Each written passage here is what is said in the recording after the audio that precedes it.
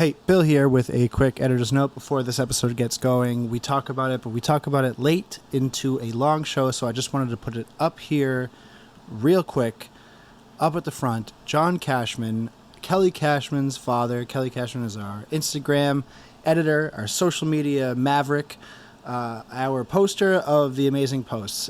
Kelly's father needs a liver donor. You will find a link in the description, and we will talk about that more later in the show. But I just wanted to say that for now so that we can get the word out to as many people as possible, because some of you aren't listening to the end of the program, and that's fine. I don't take it personally at all. I would never take it personally if you didn't listen all the way through to the end of the show and hear the cool stuff we talk about at the end and the cool music that we play at the end. And I really wouldn't take that personally. But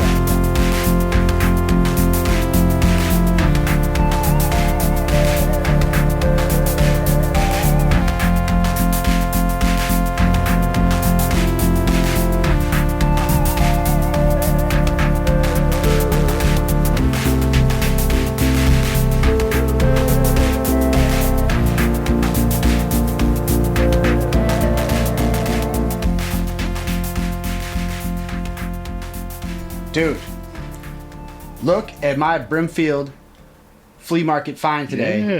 Yeah. Yamaha. Pick yourself up a synth. Yamaha PSS 680. It has fully programmable digital synthesis. The most incredible demo songs. $30. Sounds pretty good, dude. I was just playing some Sturgill on it.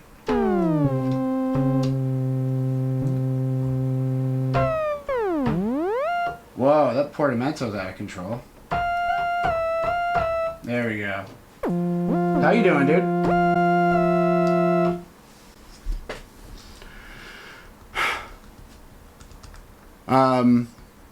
Can you hear my voice all right? I do now. Sorry, I was listening to you. Erin's sitting here with me. She was about to go in, but I wanted her to hear that great demo song, and I completely fucked it up. Oh, dude, the demo song? Throw that out one more time. The demo song's unreal.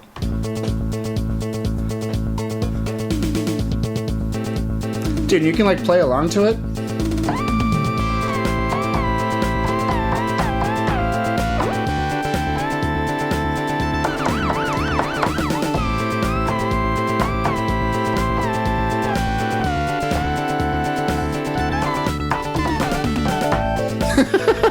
Dude, it's like a hot track. Yeah. Erin and I were just talking about. So she spends. What that? Basically, yeah. Erin and I were just talking about this because she, like, her job is like actual hell.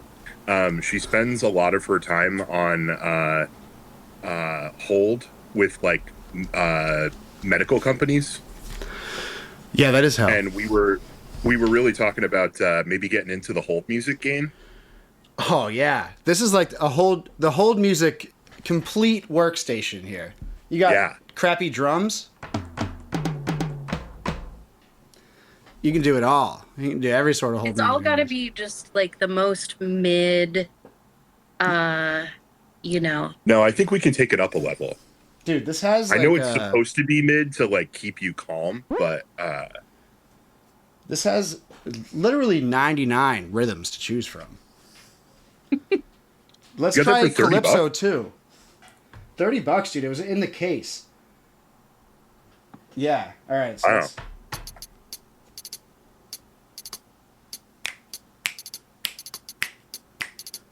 oh yeah. Oh, you got dude. There's like fills. Well, I don't quite know how to use it yet. But I will. I used to, back in the 90s, I worked for, my family had like a little computer company. And so I worked in like the repair shop, and I would have to call different places and for like parts and stuff. And there was this parts warehouse that we used, and their hold music was picked by the employees. It was awesome. It was like, that's sick. Everybody got to pick a track like once a month, and you'd be on hold, and it would be like, and now for Gary in the warehouse, here's, Born to Be Wild by Steppenwolf. Yeah. That's All right, I'm gonna go awesome. back onto my headphones. Give me 1 second. Oh, dude, this has that sick function that you do single finger chords. It like auto does the chord around it. Oh wow! Even I could do that. Dude, pretty funny. Pretty funny. So, for sure, haven't written the music for this episode yet, but it's going to be written entirely with this thing. Tell you what. Absolutely. Yeah, $30. I got this, and I got an old radio that can apparently pick up public service signals, like the police scanner. So, we'll see if that works. I'm not sure. Interesting. Yeah. I doubt that it can pick up Worcester's, but I'll bet you it can pick up other places. Yeah, it seems like they probably have a little bit more of an advanced system than just like a public broadband. Yeah. You can pick up the Worcester Regional Airport from it. Like I heard the pilot of a plane coming in. Oh yeah, no, you could probably get the trains too. You could probably really get anything besides like police, fire, and EMS. And the only I won't bore you with the explanation, but the reason I had to get this expensive scanner is they use what's called a trunking system, and basically it like skips across frequencies at like a predetermined interval. And so you need a trunking scanner to pick it up. Otherwise, like if you locked into a frequency, you'd only get like a 15th of what they say. Interesting. That's yeah. But you'll be able to hear a lot of cool shit on there. When I'm playing around, I was listening to the weather, dude. There's like a robot reading the weather. And I was like, this is pretty cool. Yeah. Oh yeah, the National Weather Service ones. I just figured out how to set up my scanner so that if we get like a really scary one, it'll like do a little beep thing and turn it on. Yeah. I think I did anyway. We'll find out if we get like a tornado or something if I set it up right. Word. Yeah, so you good to go? Yeah, I'm good to go. All right, let's do it. Today's Sunday. Sunday night. Sunday, May 17th. Sunday, May 17th. Dude, that's sick. I can do my own rim shots now. You totally can. Some of these... Yeah, I don't know. I don't know which one's the snare, so maybe I can't. Next week, though, for sure. Sunday, May 17th. This is episode 65, I believe, of Outdoor Cats. I'm Bill, and Chris is on the other line of this digital communication thing that we're using that works sometimes. Indeed, I am. Yeah, it seems like our latency is pretty good today, too. Yeah, it does. It seems a lot better than other times. I went down the rabbit hole. I changed some settings that are boring to talk about. But I think that we... Yeah, better... Go ahead. Better you than me, my friend. I looked at the link that you put in there. I was like, oh, this will be interesting. And yeah, my brain started to ache. Yeah. Yeah, I love yeah, stuff it lets like you that. like put commands in the URL and stuff. Yeah, dude. I don't freaking know. I was just following a guide. I don't know. Yeah. This is back to normal after our last episode where we did a really awesome live show. And thank you everyone who came out to that. And that was so much fun. I had a blast. I don't know about you, Chris, but I think that was something that we should... It would behoove us to do again because that was a really good time. Yeah, absolutely. I agree. I thought it was a really, I don't know. It was really special. We took on a heavy topic, which I would love to not do every time. But it was really cool that we got to talk about it in a room with a bunch of our friends and comrades and people who were involved, and really actually mostly get to give the stage to other people who were there that day. And let them talk about it. Yeah, you put it in the in the show description, and we talked about it, but we really did kind of get to make our own oral history of that event, which I think is, or of the event being the prior May 8th. Yes. Yeah. On Eureka Street. And I think that's pretty special. I don't know of many times that that has been done in the format that we did it. Right. Yeah. Especially on such a, not micros, maybe not the right word, but like on a local scale. And like, that's just what you get when you subscribe to WorcesterSucks.email and you support Outdoor Cats. You get the Pablo Picasso of local news podcasters. Basically the true artists of the medium, I would say. Yeah, I mean, we're not good at a lot. Bill's getting better at rim shots by the second. The third time's the charm, is what I say. Yeah, we're not the best at everything, but we do know a lot of people. We got a lot of guys. Special. It's a funny thing to say when all of the guests were women and a non-binary identifying person. Right. Not a single guy. Yeah. But all guys. But I mean, to me, guys, everyone can be a guy. Yeah. Anyone can be a guy. Yeah, it's like a square in a rectangle type situation where all humans are guys. And some people would say that that's unfair to men. And to those people, I mean, I think that we gotta start hamming that up a little bit, because that's a whole new demographic we haven't tapped into yet. Is the aggrieved manosphere, the manoscape, right? We could find a couple of those, I think, in Worcester. There's a few that we could probably rope in as we expand our media empire and take over the city. So, dude, I got this new bit, speaking of, where I go, you're trying to do that reverse psychology on me, but you got to remember, I don't have psychology because I am a man. I don't have any psychology. I am a man. Yeah, it's good. It's my good new bit.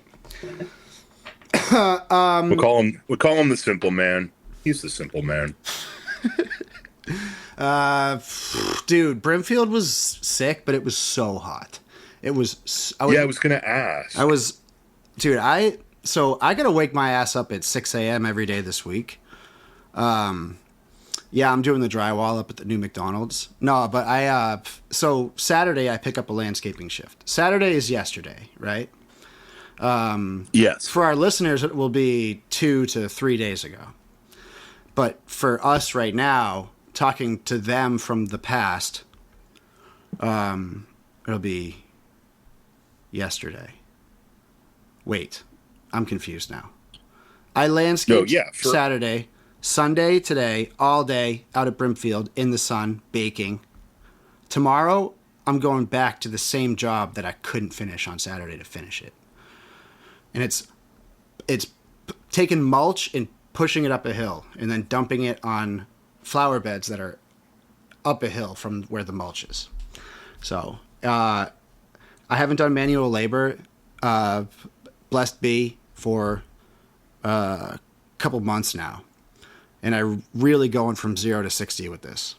My whole body hurts, dude. Like, I don't have my my tough guy feet. I don't have my kitchen feet anymore.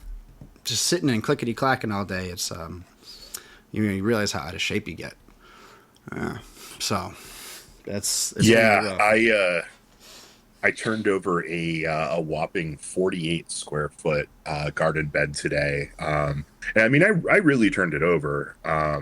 But it's 6 feet by 8 feet. And I was like, damn, it's hot. And I don't know, shoveling is hard. You did that today? Yep. Dude, I can't wait. We got to record in the garden amidst the tomato vines, dude. That would be awesome. Oh, absolutely. And yeah, I think I told you, but there's a primo spot right near my bed. So they put in some benches and things like that. But there's like a little area with a couple of picnic tables, and it is fully shaded. And that was my little break zone today. And it would be absolutely perfect for that. So yeah, I think we should utilize it Yeah. whenever we want. Sick. But yeah, so you did Brimfield, and I put in my potatoes, um, and you got a sweet $30 synth, and I got my potatoes in. It's a good And day. yeah, we're gonna see.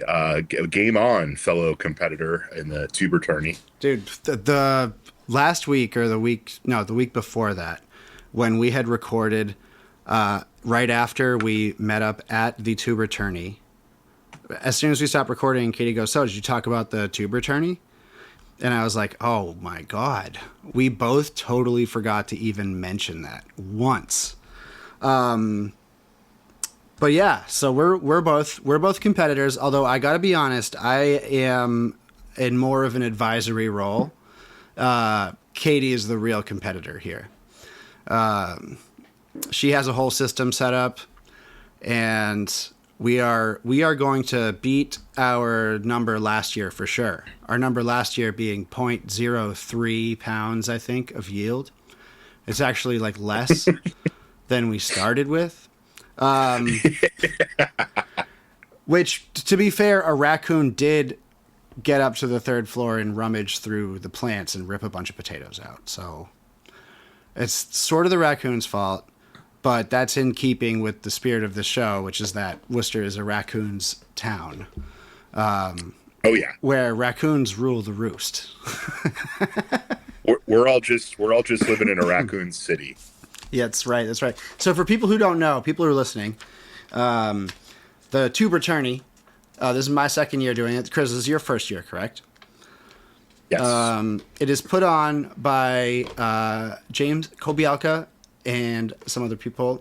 And it is very simple. You grow potatoes, and you get your little bag of potatoes. You grow them, and then you pick up your potato seeds, which are just potatoes, in the spring. And it was a fun little meetup. There's a little like sort of not gambling, like lottery system for who gets to pick their potatoes first. And then in the fall, you bring back your yield and it gets measured, and you see if you want to grow the most potatoes, and then you get a Stanley Cup like trophy, which is pretty sick. So that's what I'm shooting for. Best tank top ever. Hard same. Did you get yourself a tank? I got myself a tank, although I didn't pre-order, which was a mistake, and it's a mistake I own.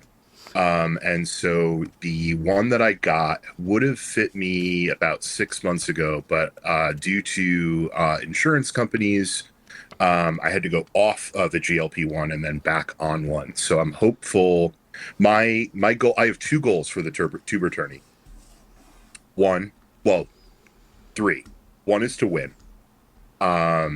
Two is if I can't win, I have to grow more volume in potatoes than the amount of potatoes that I got. This is a lesson you learned the hard way last year. And third is to not feel like I'm stuffed inside of a sausage when I put this tank top on. I want to be a tank top guy. I've never been one before, and this is my year. You know, being a tank top guy is a special kind of guy. I think it really is, and I've been a real farmer's tan kind of guy my whole life, and I think it's time to try something different. But yeah, I'm really excited, and I'll have I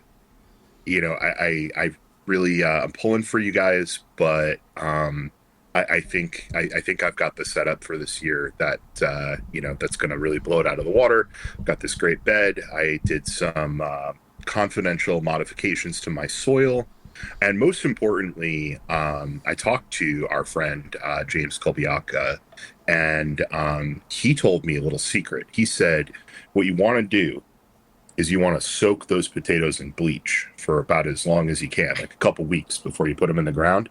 There's one thing we know about potatoes: they don't like dirt, so you got to get them really clean. So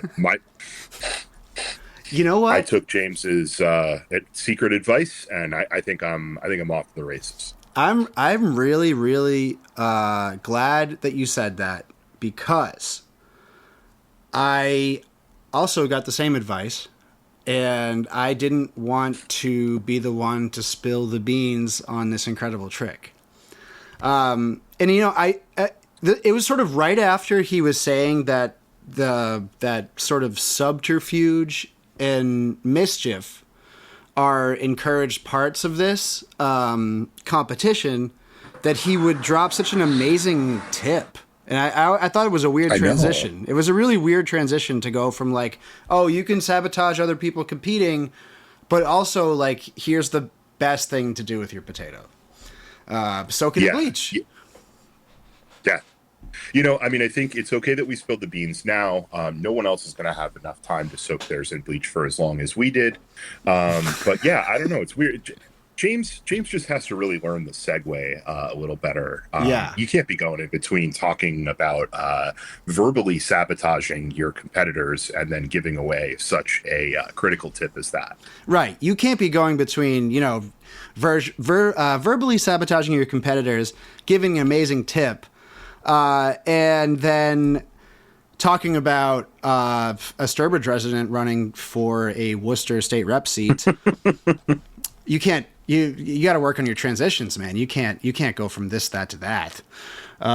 You can't be a local gourmand, Dominic Mercurio, the most mercurial Sturbridge resident that's ever existed, and try to run in 15th Worcester District, which is Main South over to the Shrewsbury-Grafton line, and have a declared homestead in Sturbridge, Massachusetts, which is 20 miles away. That you can't do that. Surely you couldn't think that running from the address of the place where you work made you a resident of the district, or could you? He put in all the OCPF filings, this guy, Dominic Mercurio, who I'm told is a friend of John Frisolo, who is, of course, which this now means that both John Frisolo and one of his friends wants to beat me up and will try to do so publicly, because a couple hours ago now, I think I put it up at like 7:30. Put up a story about what we're talking about right now. I got a little birdie in my ear being like, "Hey, Mary Keefe's got this opponent that lives in Sturbridge," and I was like, "No way, no one would be dumb enough to try to run for state rep in a place where they don't live." It's like the number 2 rule besides being alive. You have to be alive and you have to live in the district you're running for, and then everything else is sort of secondary to those two things. Yeah, that's kind of the gravy of what makes you a better potential candidate than other people. But just to be a candidate, you do need to be alive and you do need to live within the district. Yeah. And unfortunately for Mr. Mercurio, I think this is when this gets raised to higher levels, it's not going in front of the city of Worcester's election commission, unfortunately for him. No, it's going straight to Billy Galvin. Yeah. Billy Galvin, the actual vampire. Yes. No, I'm not accepting follow-up questions. Bill Galvin is a vampire. He sleeps in a coffin. Mm-hmm. Yeah. Ruthless bureaucrat.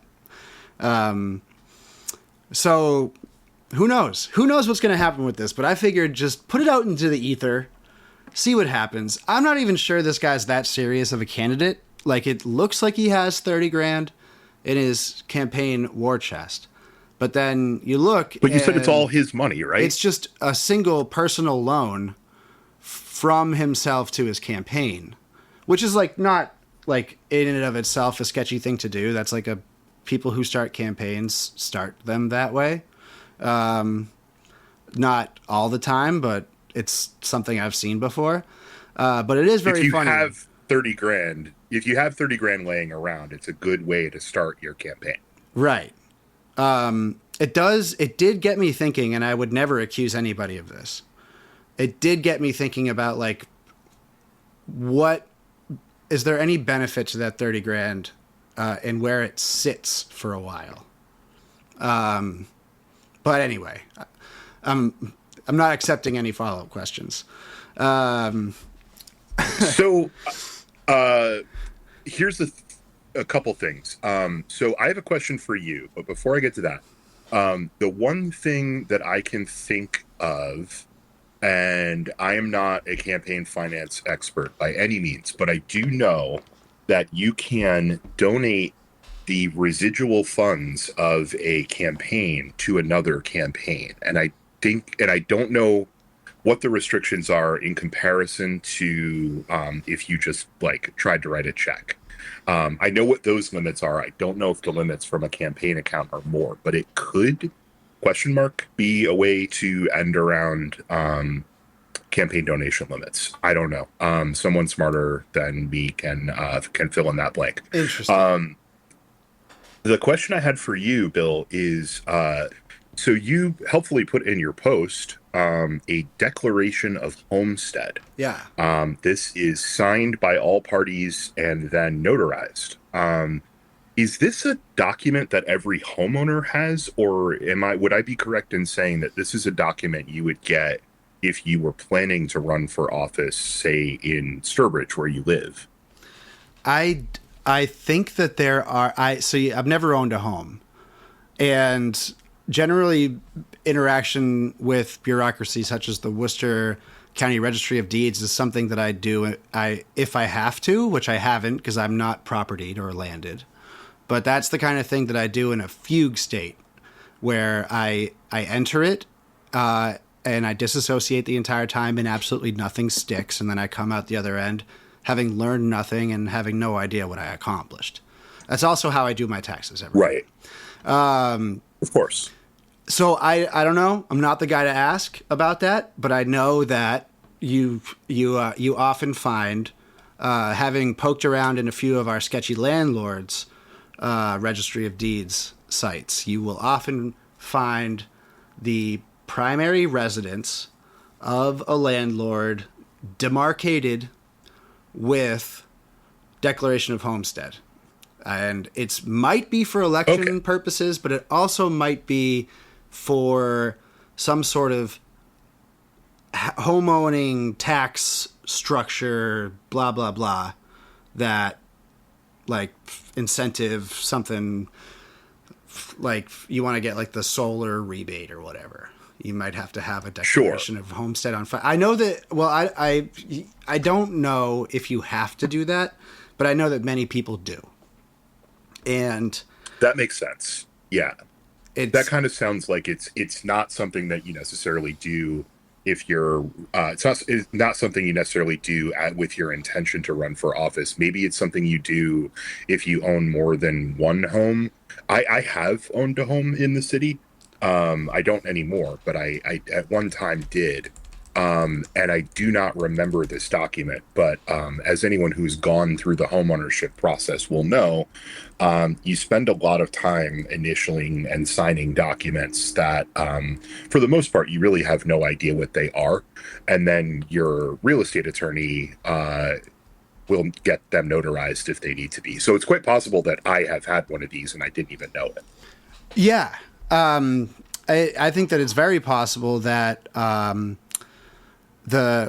the instance of this guy, or the first of a few guys that we're going to be talking about on today's show, a show of guys, didn't know that record existed and thought that he could get away with this wiggly wording on his campaign website where he talks about how he grew up in the neighborhood, but never says that he lives there.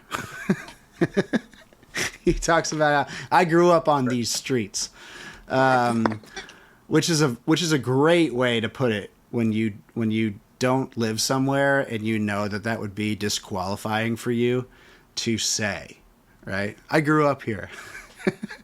It's like that's like if I went back to Milford and was like, I'm running for selectman because I grew up here, and this place is fucking dump. We don't know that he hasn't gotten away with this yet. Someone's going to actually have to like do something about it. And I don't know. It's probably not going to be us.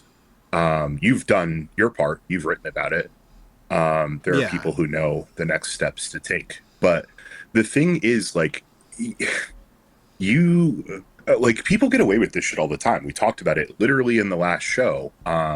Phil Palmieri ran from his mom's house on Shrewsbury Street in this same district, in the 15th district. Yeah. And he lost because he didn't get enough votes. He didn't lose because he got disqualified from his candidacy. But putting your address as the Worcester Public Market, there is housing there, but it has a different address. Like the address format is different. So he literally says like he lives in the public market, not like in the building. And it kind of reminds me, and this might be one of those moments where our difference in age. I don't know. Are you a Blues Brothers fan? Do you know the Blues Brothers? I know. I've seen the movie. Yeah, the cage with the beer bottles. Okay. Yeah. Yeah, you've seen the movie, but are you a fan? Definitely not I'm on the level that you're getting at here. Okay. This isn't a bit worth really dragging out, but people of a certain age or people who are a certain kind of Blues Brothers fan will remember that early on in the movie, Elwood, who's John Belushi's character, who's been just released from prison in Joliet, gets pulled over, gets in a car chase, and it is revealed that they won't be able to track him to anyone's address because Jake has done his license with the address of 1060 West Addison Street, which is Wrigley Field in Chicago.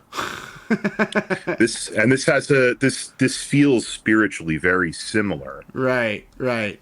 Yeah, I mean, it's who knows? Maybe he is. Sleeping, sort of, he rolls a sleeping bag out under that really sick miniature of 1850s Worcester. That's between the burger place and the entrance. That'd be cool. Or the Airstream. That would be cool. In the brewery, the Airstream, he just turns that into a real Airstream. Just rolls down the Wachusett Brewing Airstream windows and tuckers out for the night, or there is that miniature of the Canal District in there. It's on a big large pedestal. What if he sleeps under that? True. Yeah, he could that would complicate his campaign platform to get tough on homelessness and crime. I really hope he's going to turn out to be a secret mall apartment, like the Providence Mall people kind of guy. It turns out he's like a performance artist. Dude, yes. He's like the Truanon Gourmand, but like a Phantom of the Opera element to it as well, where he's just always lurking. He's like going down to Ruby Doo's and he's like, please, just one chicken wing for me, please. Please send some kimchi to the rafters. You look up at the wall and the eyes in the painting are moving. Yeah. And it's licking its lips. More pate! More pate! Yeah. Yeah. I'm going to feel bad if that's how it turns out that this whole situation is, but I'm not so sure. He doesn't look like, I'm going to stereotype here, and I have to say he doesn't look like a secret mall apartment performance artist type of guy. He's got he's got a haircut. He's got a haircut. He has his, You should look it up. he has a specific haircut. You know, It's a Beacon Hill haircut. It's a wine connoisseur ass haircut. yes, this is a guy who goes to wine tastings. Sure, for sure. Yeah, if this guy's doing anything in secret, it's not living somewhere in secret because I have to imagine that his Sturbridge home has a certain opulence to it that we've talked about before on this program. A specific brand of opulence, a lot of gold leaf trim, and a vine heavy aesthetic is what I'm going for this. And I do have the address, which if Dominic is looking for this, trying to find my address, trying to find where to come beat me up, just know that I have the address. I didn't put it online because I'm not trying to be like an asshole about this, but I could Google Street View and see if I'm correct, which I also am not going to do. So, just keep that in mind. You step to And me. that's because I'll be that's because looking at Bill is ethical, not lazy. This is a matter of ethics. No, the removal of the address, a matter of ethics. The not Googling the house. I think it's better if we don't know. There are definitely Roman columns in there.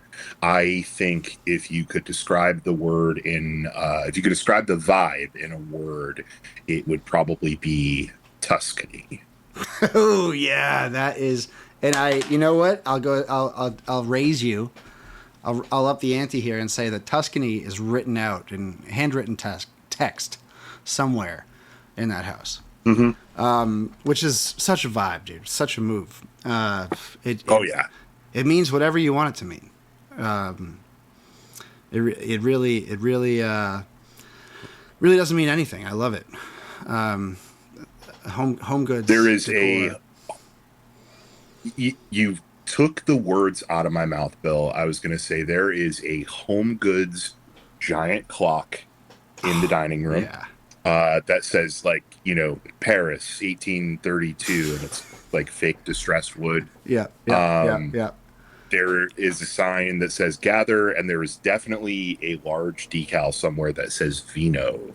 Yes, there definitely is, and there is one of those. I think they're from the 70s or the 80s. Stoli vodka, like cubist advertisements. It's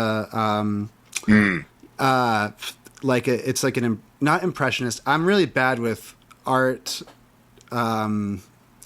genre descriptors, but it's a postmodern illustration of somebody and it says Stoli vodka on it. I think people understand what I'm saying. It's a pretty popular thing to have in a home. I can see it in my head. You probably saw 10 to 15 of them today at Brimfield. Yeah, I probably did. I saw a lot of people carrying hilarious things that are heavy for a long way. We went back to the car and out of the corner of my eye, I spot a wife holding nothing, of course, and a husband holding what looked to be a 60 to 70 pound one of those little end table, like uncomfortably out with the feet sticking out and the top of the end table resting against his chest, just sort of waddling to the car. And where we were parked, the guy probably walked a mile like that. Yeah, I was like, oh brother, I feel for you, dude. That is not fun. Yeah, I have. This is I haven't been to Brimfield. I think this is the third year thus far. There are 2 more Brimfields to happen. I will probably try to make the fall one. But I haven't been to Brimfield in a couple years. But I do pretty regularly. I try to make Brimfield at least once a year. I was going to say it's not the kind of place where you find the deals that you used to. But Bill, I mean, your $30 keyboard is clearly a counter argument to that. But here is here's a little Brimfield tip before I say something else. Sunday. Well, go to Brimfield in the rain if you can. Gear up, go in the rain on like a Wednesday, because then you won't have to deal with the crowds. But Sunday is a great day to go to Brimfield. It's the last day of Brimfield, and these vendors are staring down the barrel of having to put all this shit back in a budget truck and bring it to wherever they're going next. And that is deal time. Haggler's Delight. Absolutely. I have a really nice, the first thing I ever bought at Brimfield, I have a really nice 30s vintage cast iron pan that was $120 that I got for $40 because I was haggling with I saw the cast iron guy and I was like, that's a guy who does not want that. This stuff is heavy as shit. Yeah, I was just about to say, you went up to him and you're like, ooh, man, that pan looks heavy. You must be packing up soon, my friend. You almost verbatim imagined the conversation. I was looking at this pan. I was poking around, and I asked him what it was. He gave me a decent number. It wasn't quite where I wanted to be, and I was like, it's like, I'll tell you what, man, I'll give you $40 and then you don't have to, that's like 40 pounds of weight. Or not 40 pounds of weight, but it's one less 12-inch cast iron pan you got to pack back up. Yeah. Yeah. Dude, I had to put my foot down. I was waiting for the guy to come over, and I was like, he told me it was $30, and I was like, damn, dude, like, these things retail online $150 all day, and it's still in the box. And these like little hipster kids came over and they were like, "Oh my god, a Yamaha Portasound!" And I went, "It's mine! Back off!" I seen her first. I seen her first. It's mine. I'm taking it. Yeah, dude. Katie haggled down for this sick velvet picture of a panther, a painting, and it looks just like our cat Rascal Fats, Mr. Chungo, when he sniffs where his sister has been sitting and her butt stink is on the whatever surface, and he looks up and his face is like his bottom teeth are exposed and he's just like, which is his favorite hobby. Just sniffing butts. Wonder where that is. It's not Katie. Hope she doesn't listen to this. I'm sure she doesn't. Anyway, quite positive. Yeah. Velvet painting. It's a good grab too. Pretty sick. Yeah. Yeah. Talking someone down from 80 to 60. Which is, it's not extreme haggling, but it feels good to have somebody be like, yeah, all right, yeah, sure. After you throw a price out there. Yeah, the thing is, if you can get down, I would say if I was going to make an overgeneralization, Brimfield is approximately 25% to premium cost at this point. So if you can get someone down 20 to 30%, now you're paying, at worst, you're paying like what you'd have to pay online, and you're not dealing with shipping and all that stuff. And Brimfield is, if people haven't been to Brimfield, it's awesome. There is so much. You can't see all of Brimfield. No. Everybody says it. You could probably walk around there for 5 days. You wouldn't see everything. There is shit you've never seen before. And yeah, when it's in front of you, you gotta grab it. Act now. That's right. Yeah, it's good. It is a good thing to have in the area. Yeah, it's really cool. It has changed the influencer era. Brimfield is different than what it was before that. Because that's a big factor there. You have a lot of people coming in from New York with money, from Boston, other points with money. Now it's a lot bigger, and there are definitely people walking around, doing the influencer kind of thing. The lugging heavy shit story. I watched a guy pulling one of those flat like Home Depot style wagons, but with the wheels that are made for like a laminate floor, not the fields at Brimfield.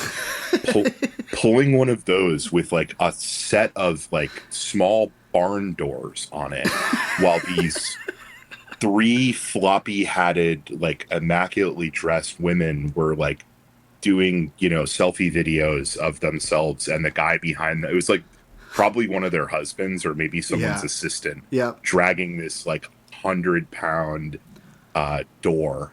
Yeah. Oh, we're just so authentic. We're so authentic. Look at our rustic wares. Yeah, that's funny. Yeah. Bill, unless you have more on Mr. Mercurio for now, I feel like this is a developing story. But if you have more, I'd be interested to hear. If you don't, no, not I'm really. wondering if you might want to summarize sort of the bulk of the other part of your post, which was the city council meeting on Tuesday, because I think it leads very perfectly into something that I have. Okay, so in advance of this, the city council's budget hearing that was on Tuesday. The first, they usually do 2 or 3 before inevitably voting the budget through without altering it in any way. And the whole thing's a weird bit of political theater. And I got some traction with my post ahead of the council meeting explaining what makes it theater, because the authority that they do have over the budget they don't really exercise, and otherwise they're just sort of fluffing themselves up as like sort of relying on the public's lack of awareness as to how little authority and involvement they have in the budget to just like pepper department heads with annoying questions. Mo Bergman is the prince of doing this, and he was particularly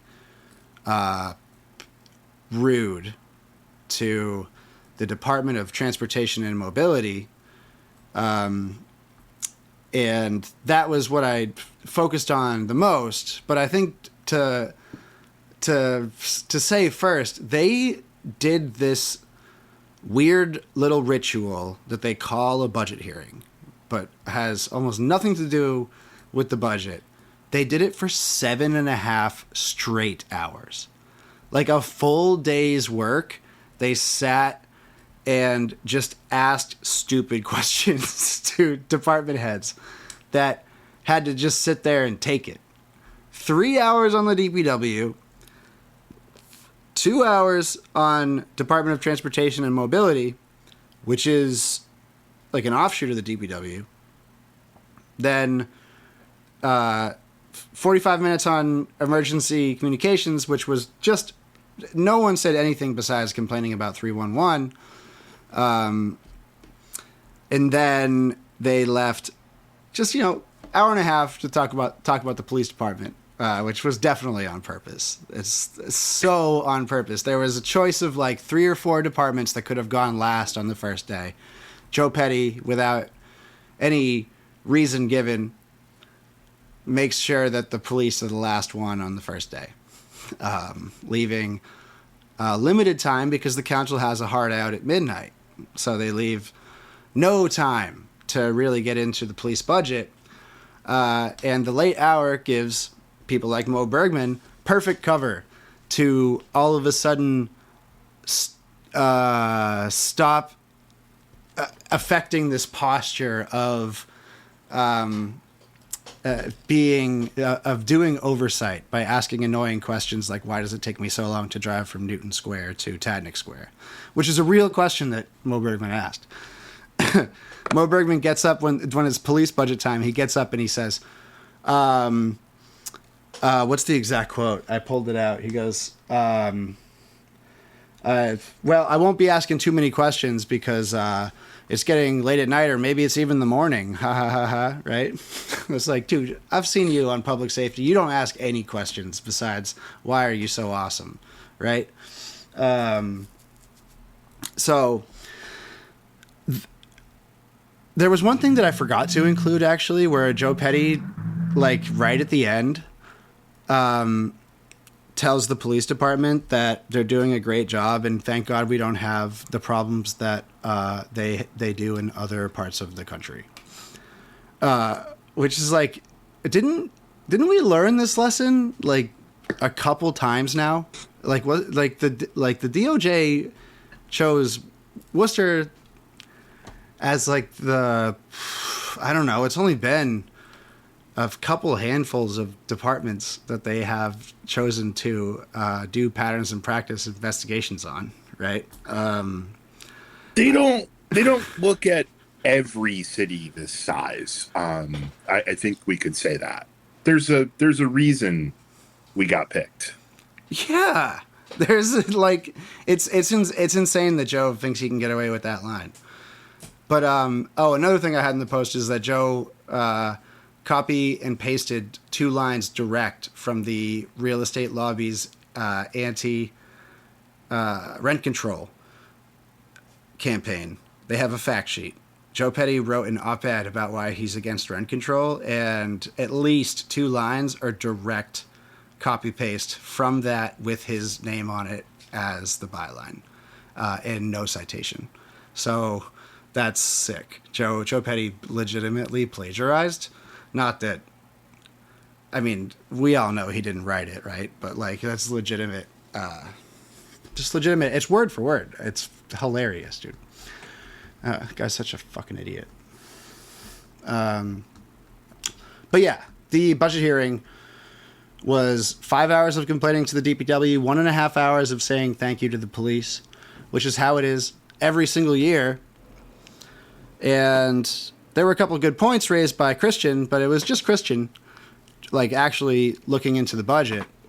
And otherwise, it was the Mo Bergman show, where he was like, he literally said to the Department of Transportation and Mobility, 80 to 90% of people in the city drive. So why do you focus so much on pedestrians? And he tried to like cast pedestrians as like a special interest group and used equity in the same way that Kate Toomey used equity on the chickens thing to actually mean the opposite of equity. He said he's looking forward to seeing the DTM taking on a more equitable response by doing more to favor the fast transportation of cars from point A to point B, which is the literal opposite of their mandate.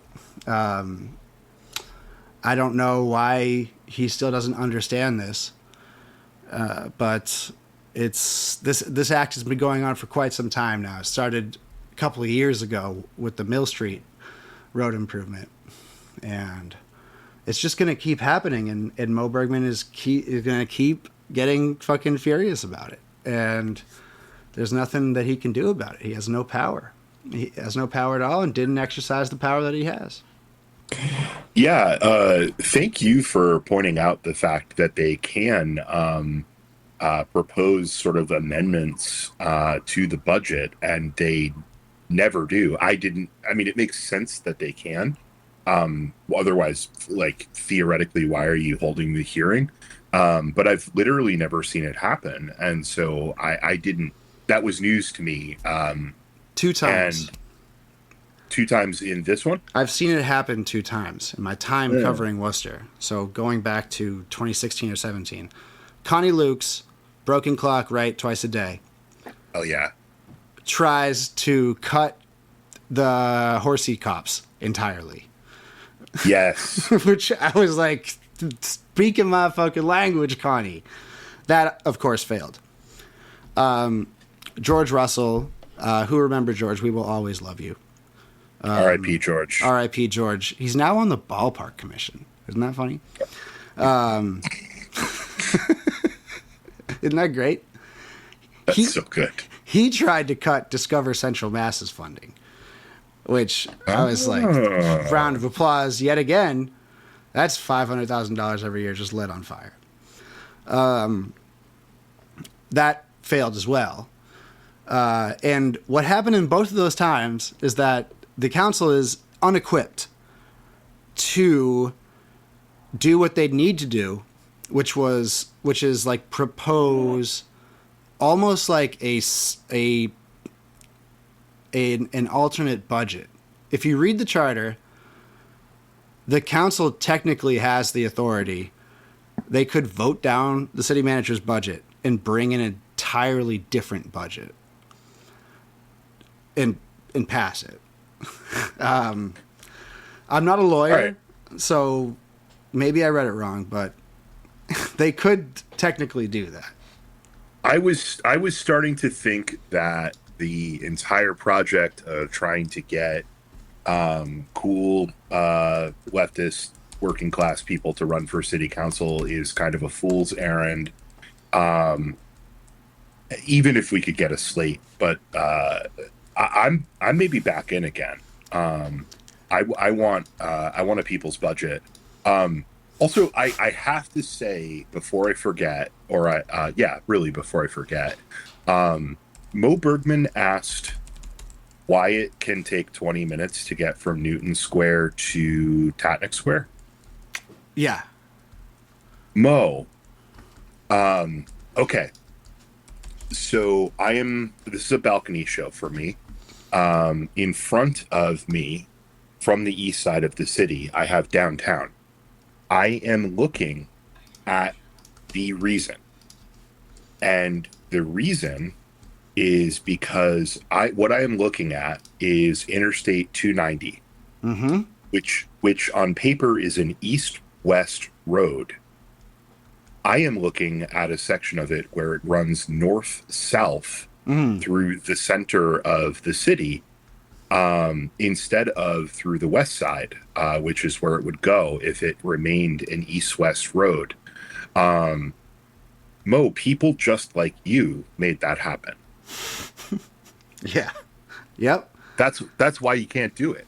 In fact, I was just driving on 290 today on my way out to Brimfield, and it occurred to me that 290 was designed for a life insurance company, and the benefit of the employees of a life insurance company that did white flight within the city limits, and now doesn't even exist.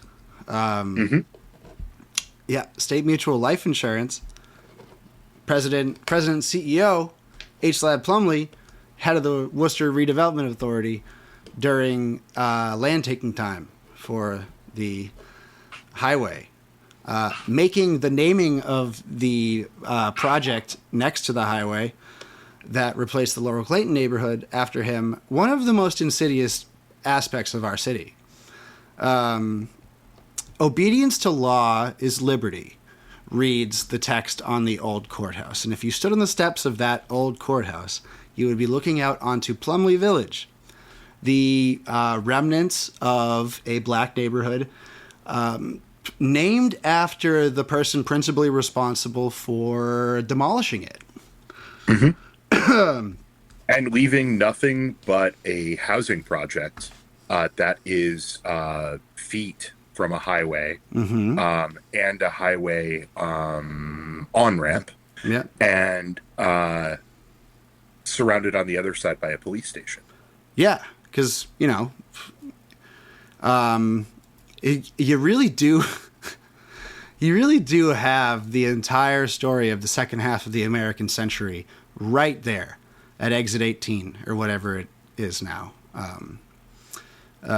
Exit, whatever. The Belmont Street. 290 at Belmont Street.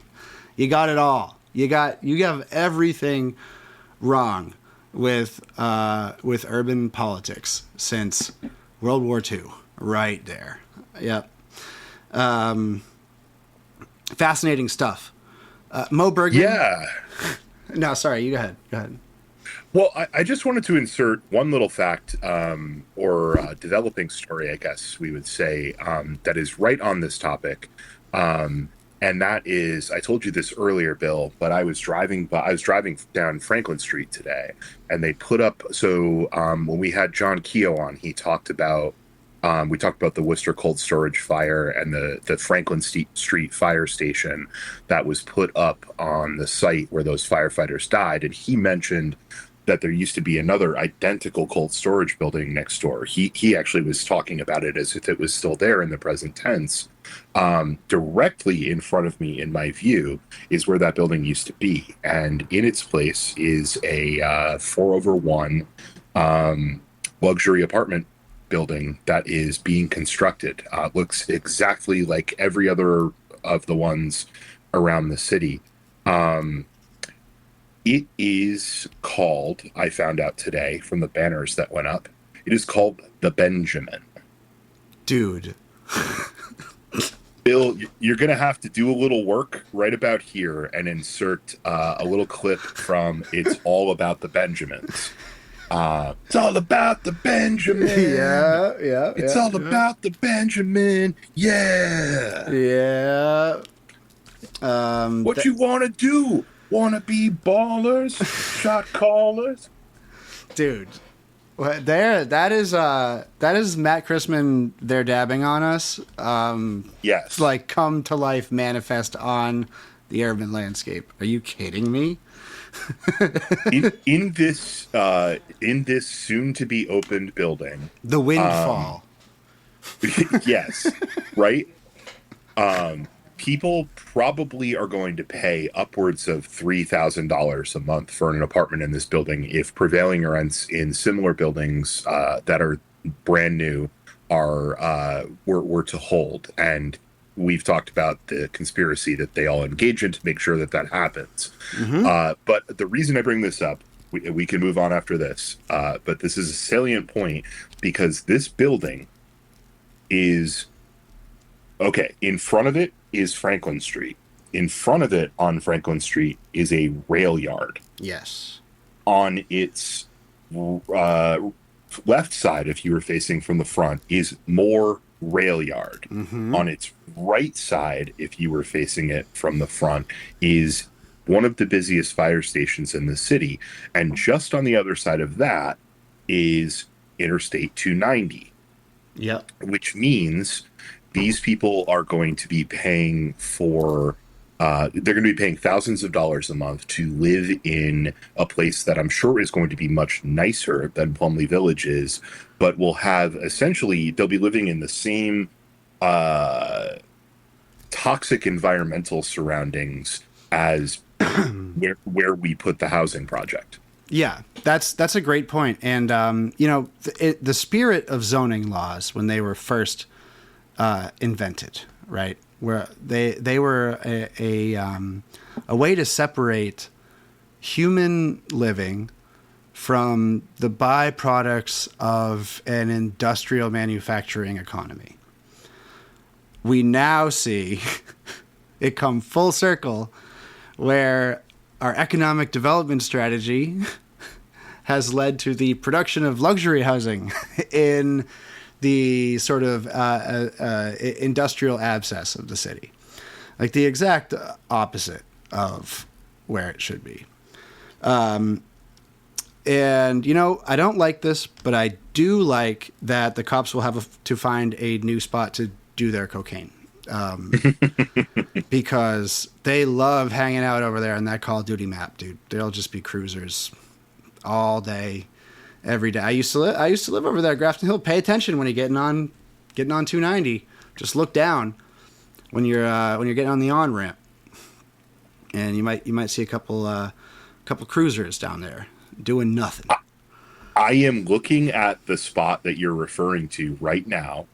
There aren't any cruisers there right now, but one of my man, we're really on a tear here with this, and I have one other thing I want to get to.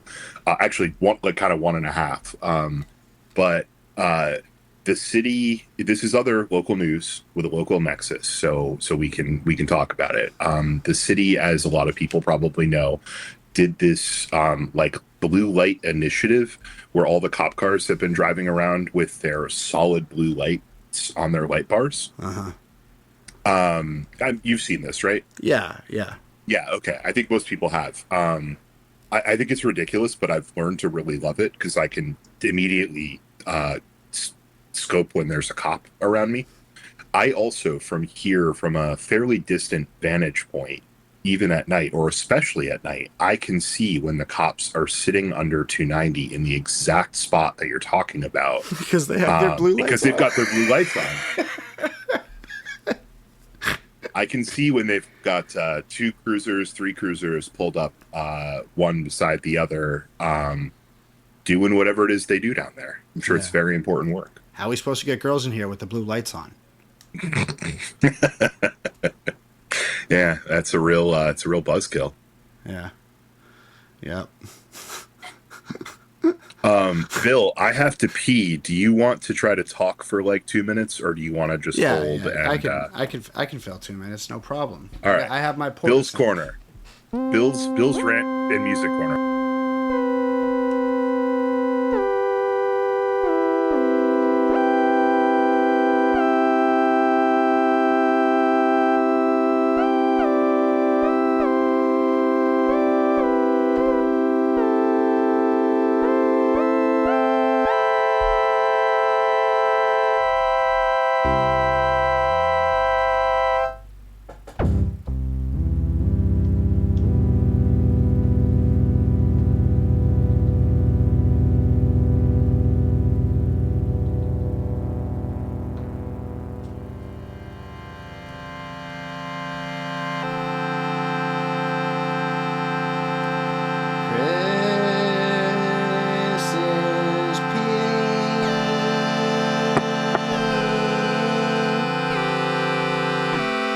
And we're back.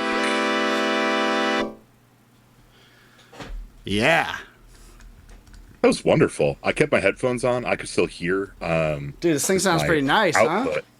Pretty fucking nice with it. Dude, it sounds just like that Sturgill Simpson record.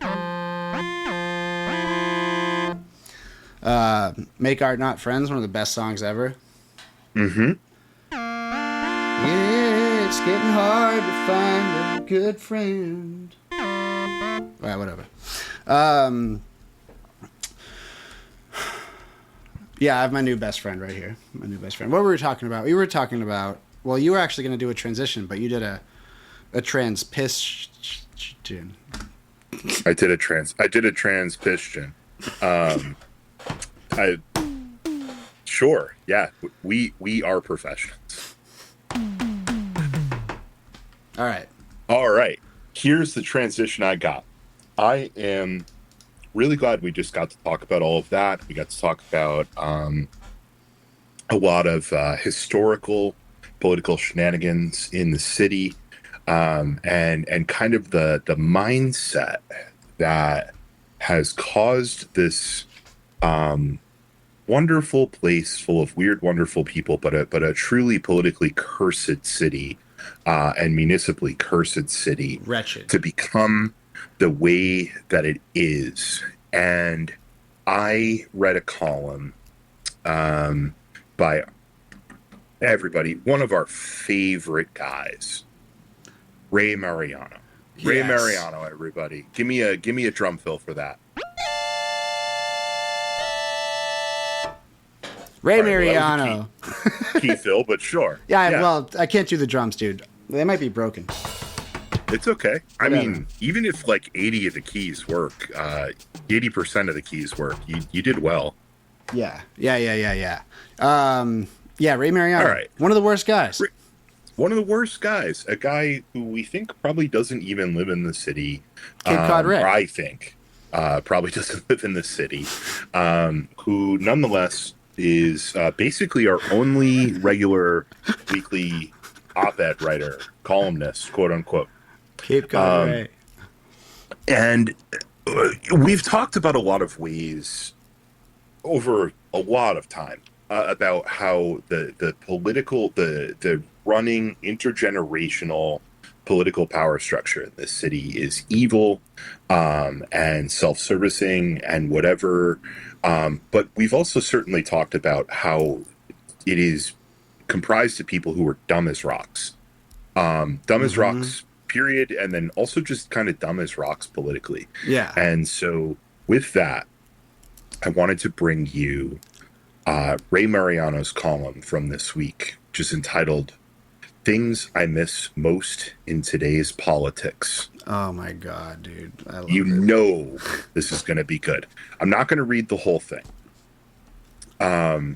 But I'm going to read more than I would normally read from something because it was really hard to pick my favorites.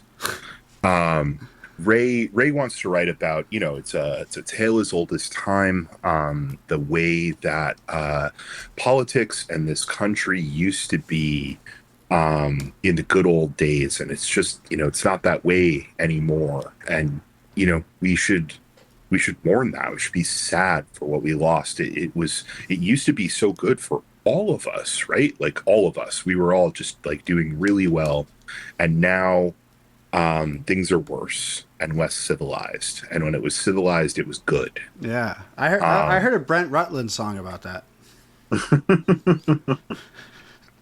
I heard a Sharton Freely song about that, or at least I might have to write one. All right, here we go. This is, if it's not the opener, it's pretty early in. I pulled quotes from this. Ray says, I was reading a few stories on social media when I came across a video showing Barack Obama interacting with a dozen or so average citizens. When I finished watching, I was overwhelmed by a feeling of sadness. It got me thinking about how our politics have changed. It's so perfect that Ray is like a normal Democrat, like on national shit, right?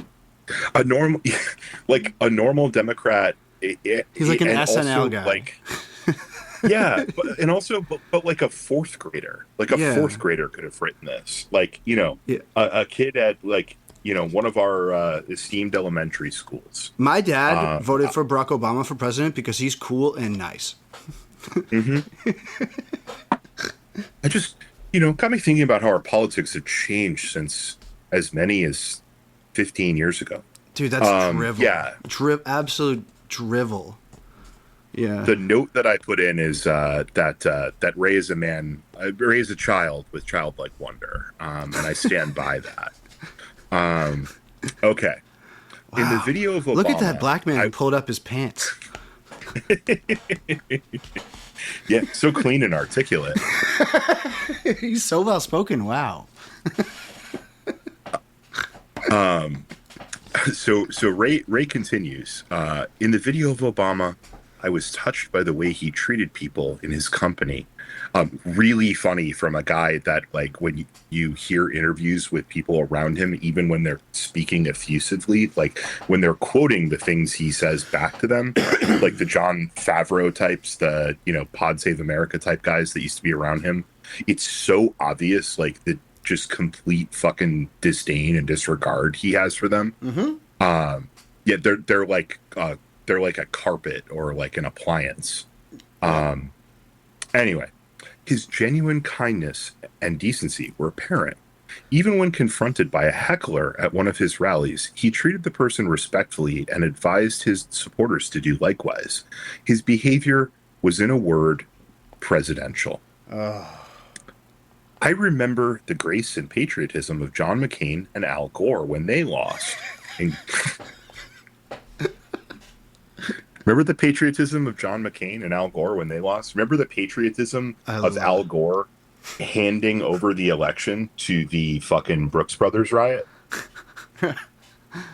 Al Gore inaugurating the party that exists to lose on purpose while doing low-grade criminal environmental schemes that enrich themselves via the nonprofit industrial complex while don't really solve any of the world's emissions problems. Mr. Carbon Tax Credit. Yep. Jesus Christ. The reason why Tesla fucking exists. Yeah. Yeah. The reason why Elon Musk in his form exists is, rewarding the most dipshit technocratic solutions to a problem that actually requires a wholesale societal shift in like the way we do everything.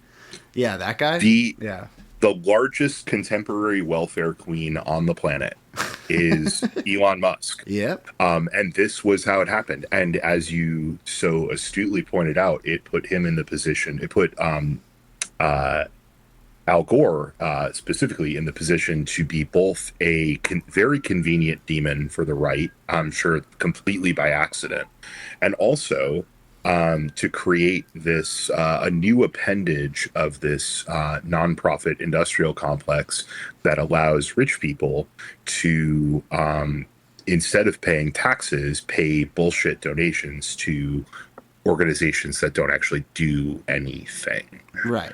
But yeah, so here we go. In Gore's case, his key advisors were absolutely convinced that he had won. I fucking wonder why. But for the sake of our democracy, for the sake of Go ahead. For the sake of our democracy, Gore put his love for his country first ahead of his political ambition. Oh, yeah. For the sake of our democracy, Gore surrendered the executive branch to the son of the former CIA director. Yeah. That was for the good of democracy. It's for the good of democracy. Yeah. Everybody knows. The thing is, like, it all worked out well, and it was such a good bet because democracy has gotten so much stronger since the year 2000. Yeah. Obviously, we can look at all the ways in which it is degraded under our current president, but he didn't start it. No, he's just a consequence. Yeah, George W. Bush didn't start it either, but he really ushered in an escalation of it that I still, all things in front of us, would argue has done more harm to the world than Donald Trump has. Absolutely. The Iraq and Afghanistan wars. Absolutely. Yeah. You kidding me? Yeah, the great atrocities of America, Donald Trump will be a footnote, right? Like the Bush family. So we're getting totally derailed here. But there's a Worcester connection. We're not. No, this is the point. Go. There's a Worcester. The Bush family is like the dark heart of all evil in America. Like it is criminally obvious when you start looking at it from a certain vantage. In my research, I wrote about this a couple weeks ago. I'm not spilling any beans here. In my research for a story that I hope is going to come out, but we'll fucking see. H. Lad Plumlee got George Bush on Reagan's ticket in 1980. He brokered the deal between Reagan. H. Lad Plumlee, like I'm telling you, everything about the second half of the 20th century, heading into the 21st century, the War on Terror, everything can be traced back to the Belmont Street 290 interchange. H. Lad Plumlee brokered the deal to get the Bushes into the executive suite of America. And consequently, the plan for the second American century was laid and then carried out. If you didn't read Bill's post, he has the receipts. There's a letter. It's very clear. It was written 5 days after, which is about how long it would have taken to get in the mail, of the day that Ronald Reagan announced George Bush as his running mate, saying that H. Lad Plumlee must have done the trick. He must have convinced Reagan to take him on as his running mate. Bro, he did the trick, man. He did the trick. 9/11 Worcester's fault. Yeah, basically, like that's the thing. I mean, we don't have to belabor the whole point. I will not be taking questions. 2 wars, 9/11, FISA, the Patriot Act. So many things started there. But anyway, War on Terror. Al Gore, he gave it up. For the sake of democracy, he recognized that this country was more important than his own personal ambitions, and that's why he should hand it to George W. Bush et al. Okay, so that's decorum. and that this is at least this has got to be 17th dimensional chess, that Ray and all the smartest Democrats in the world are playing. Um, so today on the Little League field, we expect our children to hold their heads up and shake their opponents' hands when they lose. Dude. I miss the time that applied to our political candidates. I miss the days when Democrats and Republicans viewed each other as the loyal opposition and not the quote enemy. I miss the days when our most liberal senator, Ted Kennedy, worked with the most conservative senator, Strom Thurmond, to reform the federal criminal justice system. Bill, do you know what reform? It's pop quiz time. Do you know what reform our most liberal senator, Ted Kennedy, joined with our most conservative senator, Strom Thurmond, on to reform the criminal justice system? Well, I don't.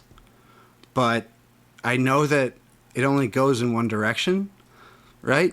So I'm going to say 1994 crime bill. We have a bingo, ladies and Yeah! gentlemen. It was the 1994 crime bill. The super predator. Mm-hmm. Yeah. We're running low on time, so we're not going to get into everything about the 1994 crime bill. Conveniently except signed. to say, go ahead. No, I got one thing to say. Same year as NAFTA. Yeah. So I don't know. I just think that that's a fact worth noting. Mm-hmm. It is a fact worth noting. 1994 was a real banner year in the degeneration of this country, while in the hands of an incredibly popular neoliberal Democrat.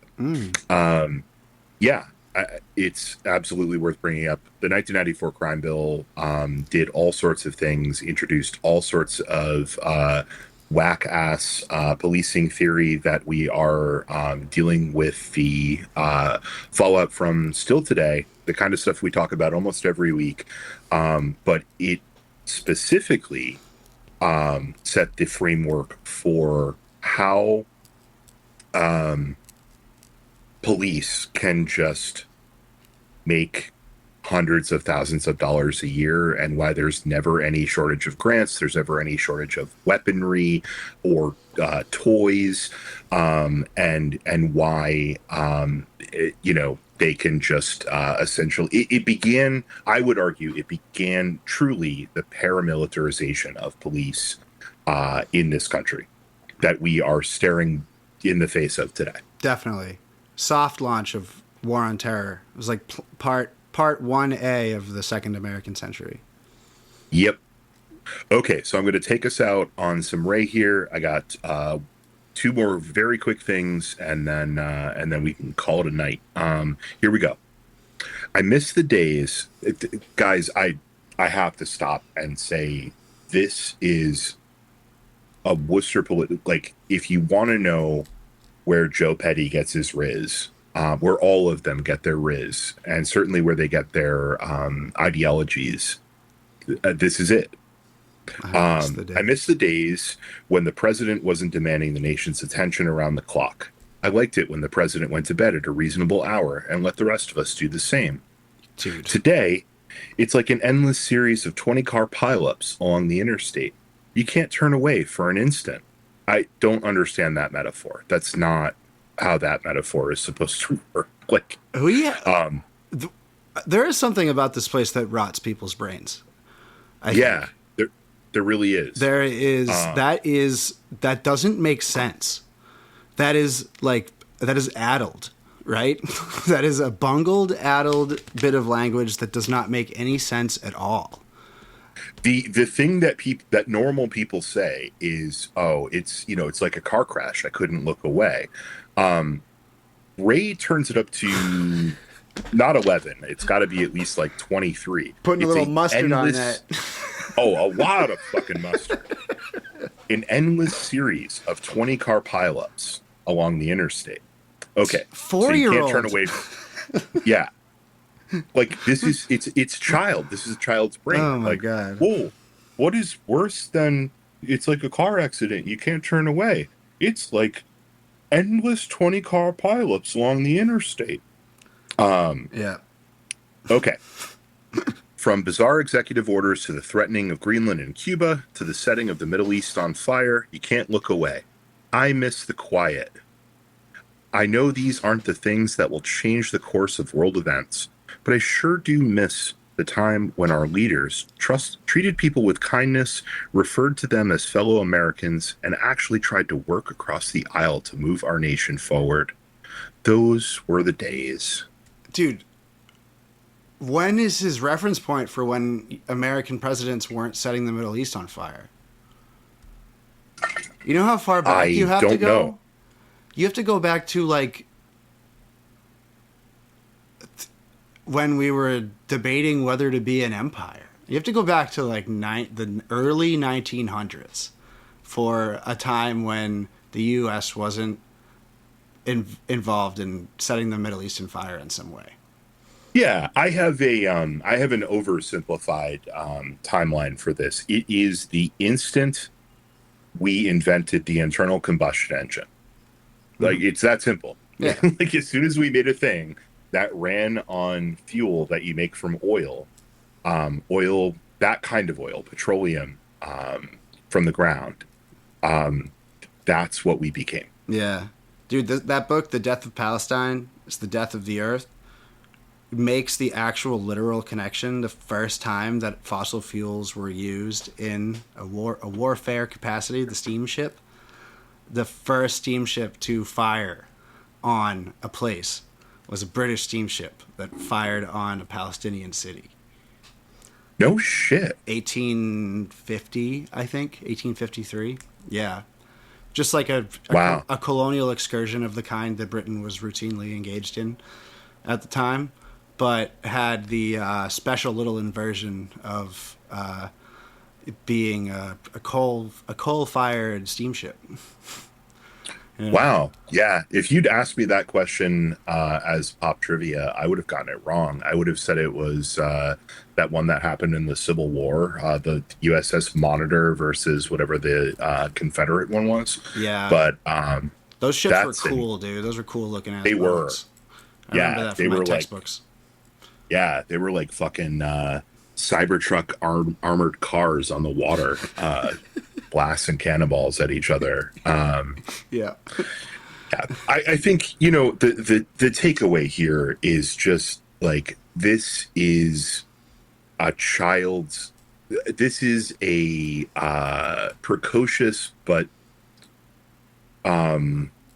limited adolescence view of the world and politics that is coming from a guy who's like pushing 70, who has been in politics for most of his adult life. That's the real takeaway, is that this is among the most powerful and influential people in our city's political milieu.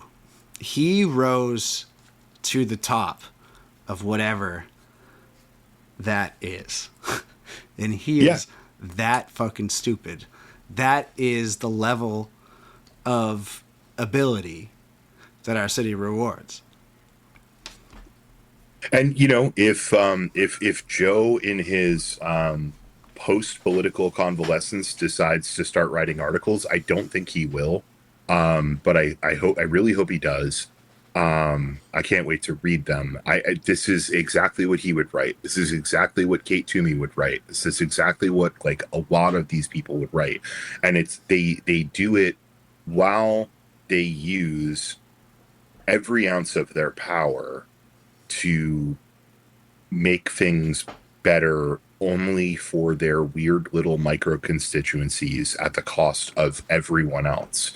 And I don't know. I mean, I know what we're supposed to do about that, which is like get a new slate of candidates together next year, run them, go through all that. And I will support those candidates. Like I'm here for that.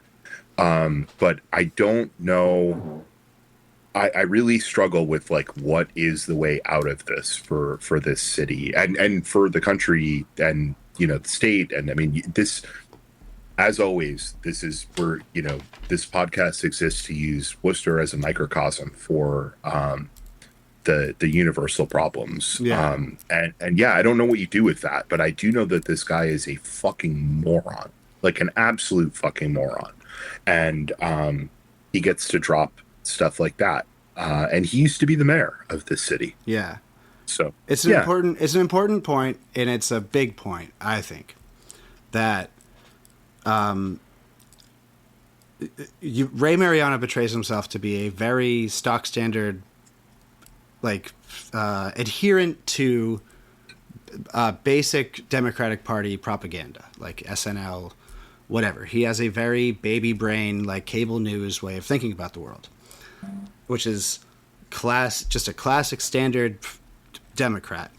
His entire career as a local political operative was in service of enforcing like a unspoken social segregation of him and his people away from the riffraff and ravel in their imagination.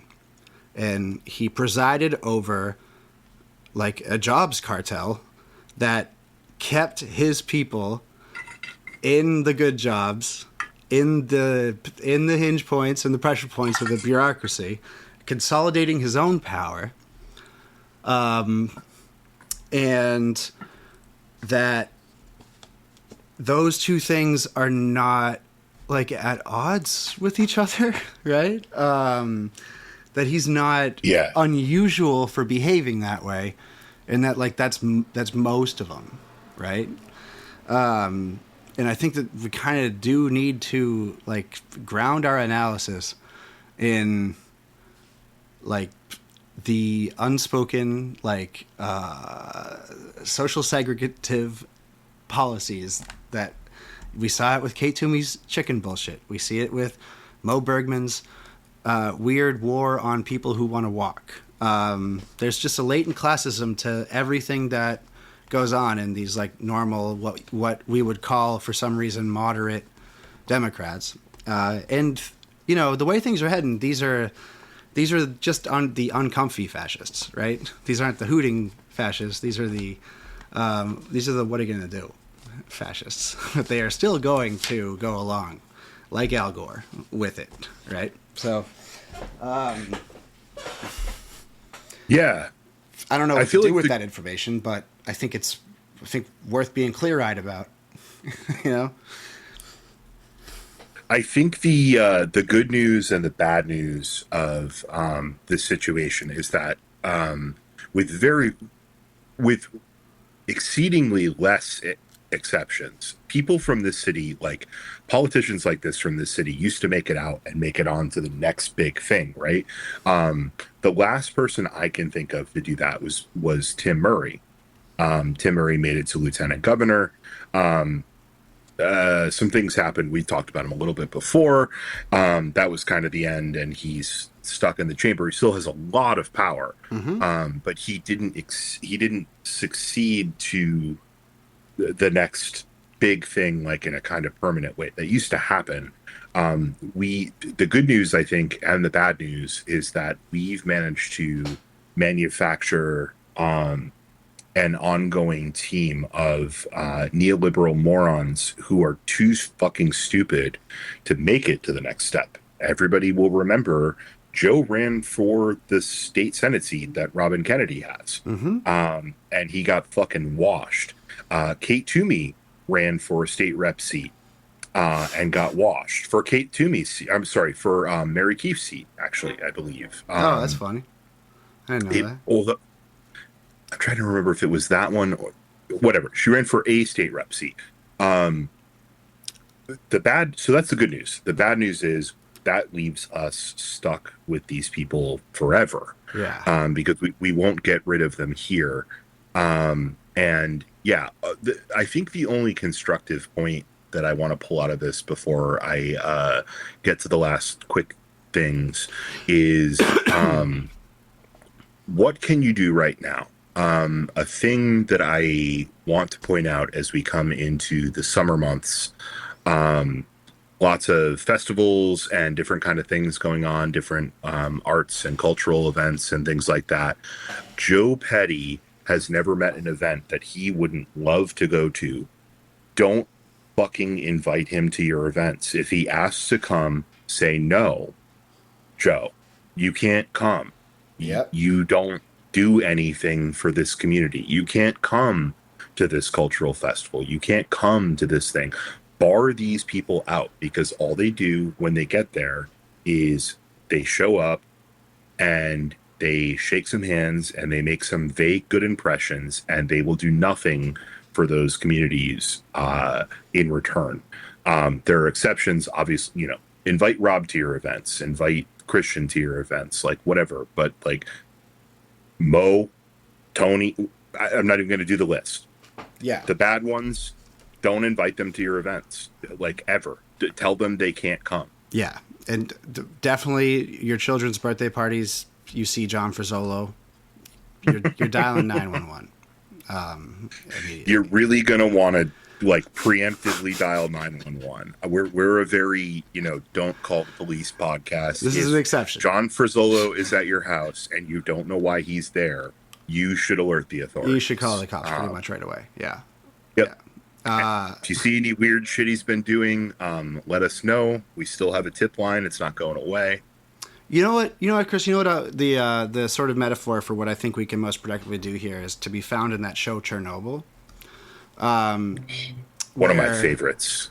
You have regular working class folks who understand the horror that could be unleashed on the world, and basically close their community off to the outside world, almost like sacrificing themselves to contain an evil.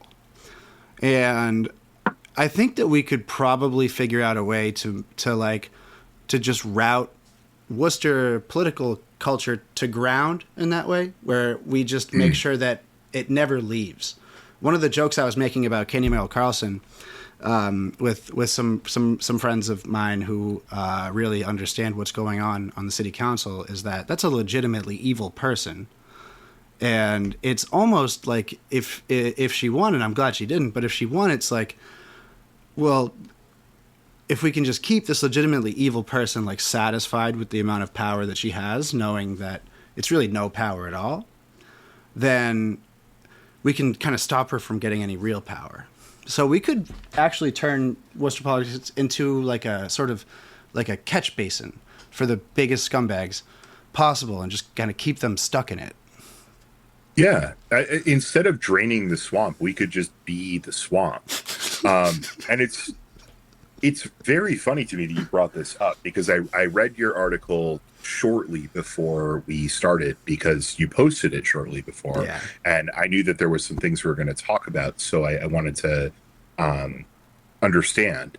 And you talked at some point about surplus populations and how the government and people in power view surplus populations. And I have been thinking about that concept and like how a surplus population I think we have is those people. And I would like to I would like them to go away. But if they can't, it's an interesting thought that we could just kind of concentrate them here and take that hit so that the rest of society can thrive. Like we become like sort of like the like a magnet for lecherous neoliberal crony apparatchiks from around the state. Like we absorb all those guys that got out in New Bedford and in Lowell, I'm sure. I'm positive about New Bedford, but Lowell, I'm sure. Lawrence, Fall River, absolutely. Lawrence, Fitchburg, absolutely. We could get Springfield. some Springfield. Who even knows what's going on out there? And we could pull up some real fucking criminals from Rhode Island. Some real scumbags, some really dirty guys, and we can just be like, hey, listen, Worcester, it's open season for getting a make work job and being a fucking moron and doing low grade corruption. You'll have a blast. Just come over here. And we take one for the team. We let the rest of the state progress, and we're like the what's the free radical that circles faster so that everything else stays together and cohesive. I think that's one of our best long-term plans. One of the best options available to us. I like that. Every previously industrial New England city is looking for a post-industrial identity. I was thinking the Sin Eater city. Mm-hmm. I like it. But, certainly the Free Radical city the Sin Eater city is much better. I think we can synthesize those concepts. Yeah. The woo. There's something there. It's not coming to me right away. Yeah, but it's a good idea. All right, I'm going to let you marinate on that. It is 10:39. Yeah, I'm going to get us. I know that. I'm going to get us out of here by 10:45. Okay. I have two things. First, I just wanted to bring up a big story with a local nexus, which is the fact that you're not a sports guy. I'm going to do a little sports stuff here, so I'll get us through it as fast as I can. You are familiar with the World Cup? Yes. Okay. You are familiar with the fact that the World Cup is being played in North America this year. In actually less than a month, it starts. Yes. Okay. One of the locations is going to be in Massachusetts at Foxborough Stadium. Yes. Just being renamed to Boston Stadium, and having everything within it removed. There's a whole... I want to have an actual breakdown of more of that kind of stuff. But this is what I want to get through, and I don't have a lot of time. FIFA, the organizing body of the World Cup, and all international soccer at that level, may actually fuck up the U.S. World Cup for fans in more ways than were previously imaginable. FIFA, if you don't know, is, I would say FIFA and the IOC, the Olympic Organizing Committee, are in a constant battle for which is the most corrupt sporting institution in the world, or possibly the universe. It's already been the case. When they announced these, I said to myself, this is so great. I'm going to suck it up. I'm going to get, let's say, a few to maybe even $600-700 together. I'm going to see a World Cup game at Gillette. My team is France. France at some point is actually playing Ghana in the group stage. That would be an insane game to get to see in Massachusetts. Yeah, for sure. I was like, cost me $500-600 to get in the door, and everything, told. If I have to put aside that kind of money, I'll do it. Impossible. We're talking 10 times that amount of money, if not more. Really? Wow. So I realized a little while ago, I'm not going to make it to a World Cup match in person, but the Healy administration did put out a bunch of grants for cities to have these sort of fan zones in different cities in Massachusetts. So for people to come together and watch World Cup games. What we are finding out now is that FIFA is just not getting back to people about their licenses. And the World Cup is less than a month away. So, okay, here's what we got. FIFA, this was via the Boston Globe, by the way. FIFA, soccer's most powerful governing body, has so far granted public viewing licenses to just 2 of the 17 organizations planning viewing events and other festivities. And with the start of all the games fast approaching, it is unclear whether many of them will take place at all. 2 municipalities have decided to not go forward with plans. So the 2 communities that have received approvals were Metro West and somewhere else I don't remember. Neither of them were Worcester. The 2 communities that have pulled out, neither of which were Worcester.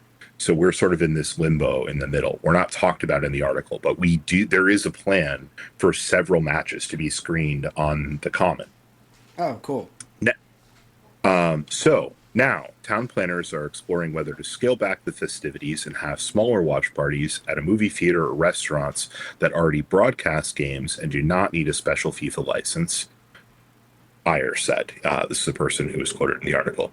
It's hard to nail down specifics when we're not even sure we can show the games. Other grant awardees simply have their fingers crossed that licenses will come through. Chelsea is planning one of the biggest watch parties in the state. 38 continuous days, 60-plus matches in Chelsea Square. Whoa.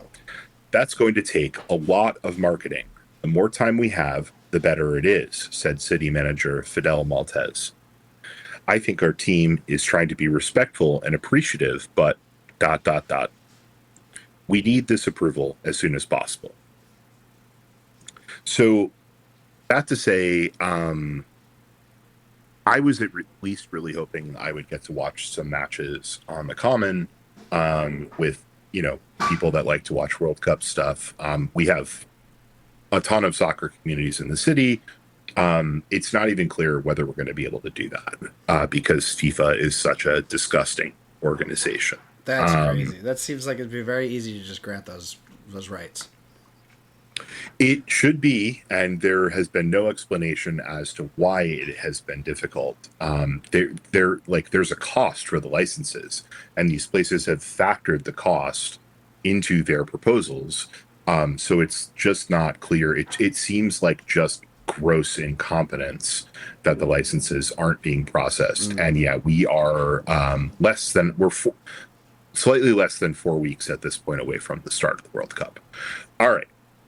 We don't need to talk about that more. The last thing I wanted to bring up, I don't have dessert this week. I did just want to do a rare plug. I talked to Bill about this a couple weeks ago, and I have since talked to the person involved. It'll kind of become clear what that means in a second. But a good friend of ours and a contributor to this show, in particular the social media of this show, is our friend Kelly Cashman. And Kelly's dad needs a liver. He is in end-stage liver failure. And we're going to link to Kelly. Kelly does. Bill can really explain this probably better than I can. But Kelly volunteered basically to do the social media for Worcester Sucks and Outdoor Cats. I don't know what kind of financial arrangement, if any, exists there. I don't need to know. But Kelly is Kelly's a good egg, and she has helped out this show in a lot of ways. And the Worcester Sucks empire as well. And so Kelly's dad is really sick and he needs a liver transplant. So I just wanted to point that out. Kelly, as a great graphic designer, has an entire Canva site about this, which we're going to link to.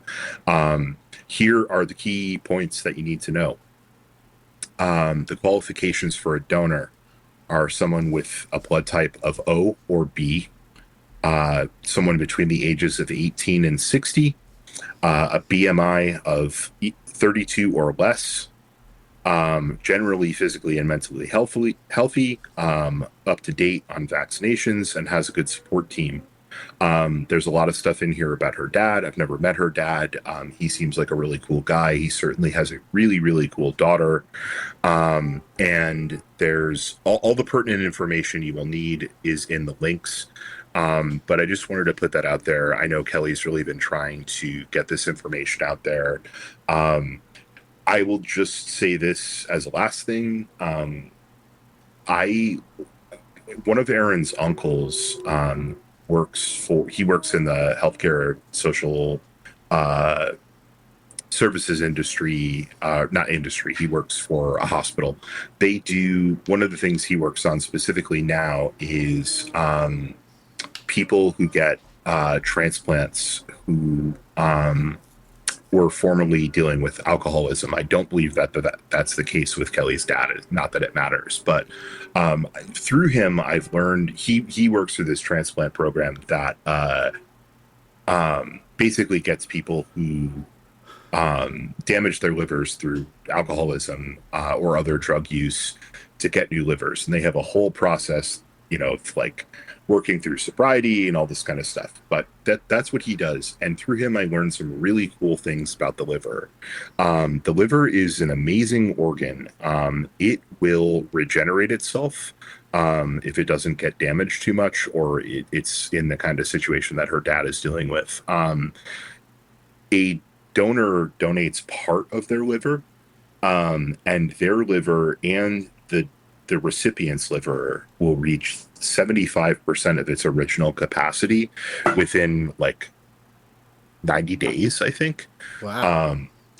Yeah, her uncle was telling me, like if an adult donates a liver transplant or a liver partial transplant to a child, the recipients will shrink to the size of a child's, and the adults will regrow back to the size.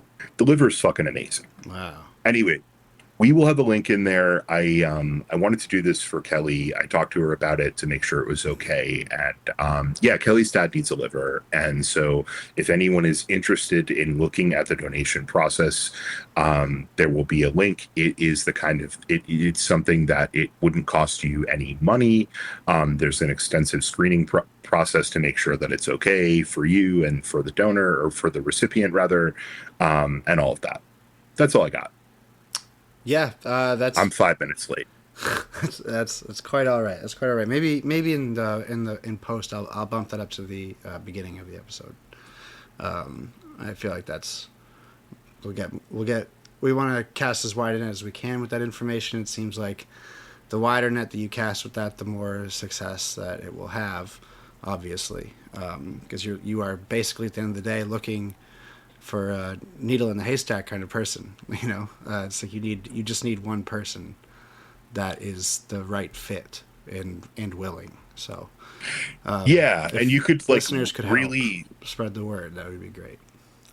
It's the kind of thing where you could, it's a lot to ask of anyone, but you could really fully save someone's life who is living an incomplete life right now, who could have a lot of much better years if they just get this thing. And you can also come out the other side after some realistic period of recovery the exact same way. So yeah, it's a big thing. Maybe there's someone out there, if there's someone I don't know, whatever. But yeah, I thought that would be something that we should share. And sure. Kelly, we're hoping the best for your dad. And yeah, you will find a link in the show description if that's something you're interested in exploring. Yep. Yeah, nothing to add to that. I think it's a good place to call it. And I gotta get to bed because I gotta get my ass up at 6 a.m. Go landscape. Yeah. So. Support the show, ladies and gentlemen. We do not need Bill landscaping. We need Bill sleeping on a bed of $100 bills. I would love to sleep. Yes, that's right. Subscribe to this newsletter. Yeah. But anyway, yeah, we will talk again soon. And everyone take it easy. It's going to be hot the next couple of days. Yeah, take it easy. Bye, everybody.